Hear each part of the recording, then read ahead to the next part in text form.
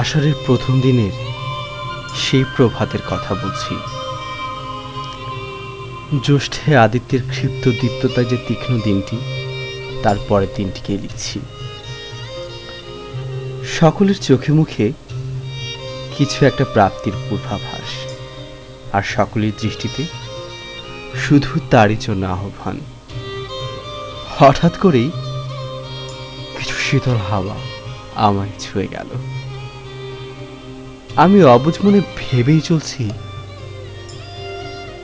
এর আমার হৃদয়ের খোঁজ পেল কেমন করে। ওই তো কিছুটা দূরে মাঝির সদ্য বেঁধে রাখা নৌকাটা হঠাৎ করেই এক ঝলক তুলে উঠল, আর সেখানে বসে থাকা মাছরাঙাটা কিছু না বুঝতে পেরেই ডানা ঝাপটাতে ঝাপটাতে উড়ে চলে গেল ওই সুদূরে দৃষ্টির আড়ালে, অন্য কোথাও নোঙর ফেরাতে। পাশে দাঁড়িয়ে থাকা লম্বা গাছটি আচমকায় দুলে উঠল আনাড়ির মতন। আমার কেন যেন মনে হলো এই বৃক্ষটি আনন্দে উচ্ছ্বসিত হয়ে এমন করছে।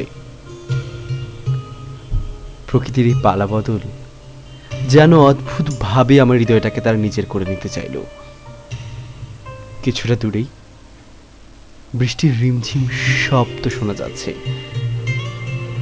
ওই তো ওখানে বৃষ্টির ফোঁটাগুলো স্পষ্ট দেখা যাচ্ছে, কিন্তু আমার গায়ে তো, আরে এখন তো বৃষ্টি আমাকেও ভিজিয়ে দিচ্ছে। এই আনন্দের আধিক্যতা আমি আর বহন করতে পারছি না, আর ভাগ করে দেওয়ার মতো কাউকে পাচ্ছি না।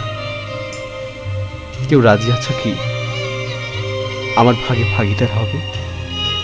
আমার হাতে হাত রেখে কিছুটা ক্ষণ বৃষ্টিতে হৃদয়টা জুড়িয়ে নেবে।